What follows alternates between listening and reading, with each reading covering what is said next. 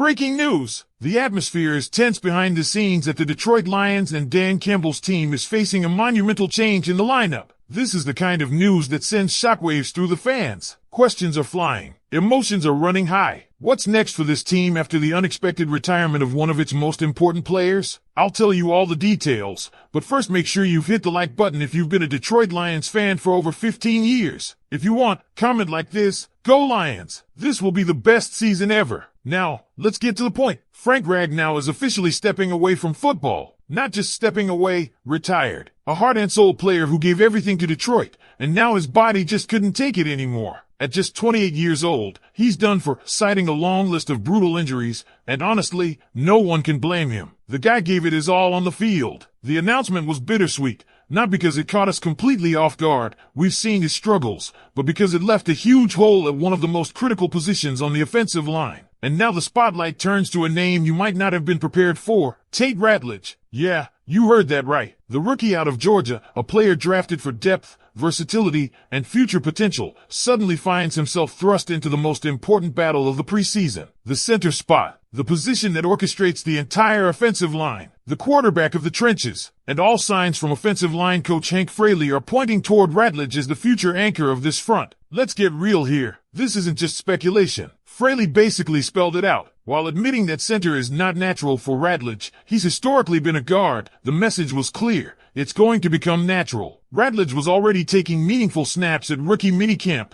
and Fraley saw enough to believe he'll grow into the role. He called his performance pretty good and noted the plan is to get him comfortable with snapping and the responsibilities of a center. That's not just optimism, that's a roadmap. What does that mean for training camp? Expect a full-on trial by fire. Ratledge is likely to get an overwhelming share of reps in camp and preseason. And with the Lions having an extra preseason game this year, that added opportunity could be everything. Yes, he's raw. Yes, there will be growing pains. But the Lions appear to be fully invested in developing him now rather than later. Of course, there's still the presence of Graham Glasgow. The veteran lineman, once thought to be a potential roster cut, is now invaluable. With Ragnow gone, Glasgow's experience at center becomes a lifeline. He's expected to be the starter for now, and that makes sense. He knows the system. He knows Jared Goff. He's reliable. But even with Glasgow likely starting early on, the long-term plan clearly leans toward Ratledge. Behind them, Michael Nees and Kingsley Edwakun sit deeper on the depth chart. Edwakun's name popped up in some media speculation,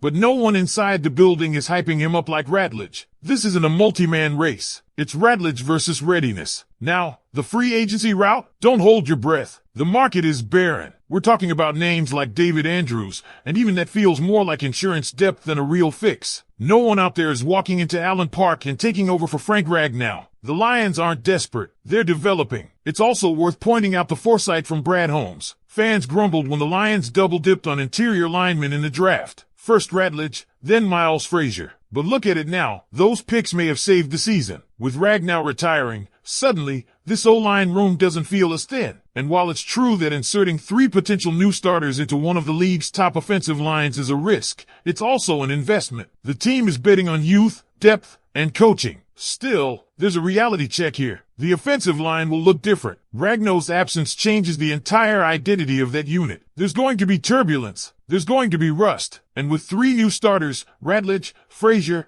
and whoever wins the left guard spot, the chemistry that has been so foundational to the Lions' success might take time to reestablish. And yet, this isn't unfamiliar territory. Remember, Ragnow himself wasn't a sure thing as a rookie. He played guard. He learned. He grew. Eventually, he became one of the best centers in the league. Could Ratledge follow that same path? Could the Lions be replacing a potential Hall of Famer with another long-term fixture? That's the bet. It's not without risk. But in Detroit, risk has never scared this front office. So the question now becomes, are the Lions ready to ride with Ratledge? Or will they lean on Glasgow until the rookie proves he's ready? It's a question that doesn't have a simple answer. Not yet, anyway. But the path forward is beginning to take shape. And it's one that could define not just this season, but the future of the franchise's offensive identity. Let's dive deeper into what this really means for the Detroit Lions moving forward. First, we have to address the ripple effect that losing Frank Ragnow has on the locker room and on the field. This wasn't just a Pro Bowl talent. This was a leader, a communicator, The guy who read defenses,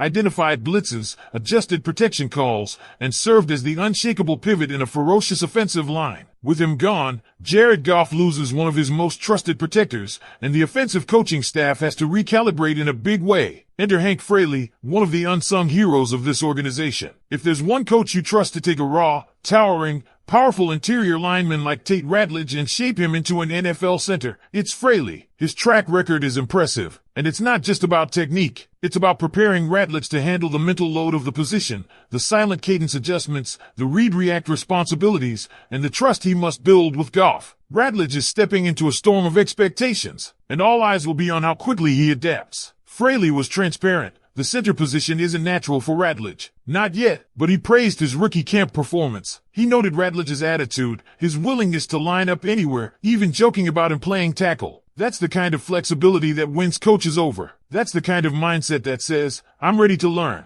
I'm ready to grind. If you're a Lions fan, that should excite you. Now, back to Glasgow. He's not just a placeholder. He's a veteran who's been here before and knows this scheme inside and out. He gives the Lions a safety net, not just for training camp, but potentially through the first few weeks of the season if Ratledge needs more time. That's critical because it allows Detroit to bring the rookie along at their pace without throwing him into the fire too early. The staff isn't going to force a premature transition. Ratledge will have to earn it, and that's a good thing. But make no mistake, the Lions are in uncharted waters with this many changes on the offensive line. 3 new starters is not ideal for a playoff contender. That's serious turnover in a position group where chemistry and cohesion are everything. You can't manufacture trust. It's built through reps, failures, and shared success. The offensive line is about knowing the guy next to you like a brother. And now, the Lions have to build that from scratch with Ratledge, Frazier, and Mahogany all competing for starting spots. Let's also be honest about what this means for the offense as a whole. Ben Johnson, as creative and efficient as he is, now has to factor in the growing pains up front. How will this affect the run game with David Montgomery and Jahmyr Gibbs? Will the Lions be as aggressive with pulling guards and running inside zone when they're breaking in a new center? What about protection schemes? Will they simplify things early on to help Ratledge acclimate? These are the real questions behind the scenes, and they all lead back to one critical point. The margin for error just got slimmer. The Lions are still a playoff team. The talent is there. The culture is strong.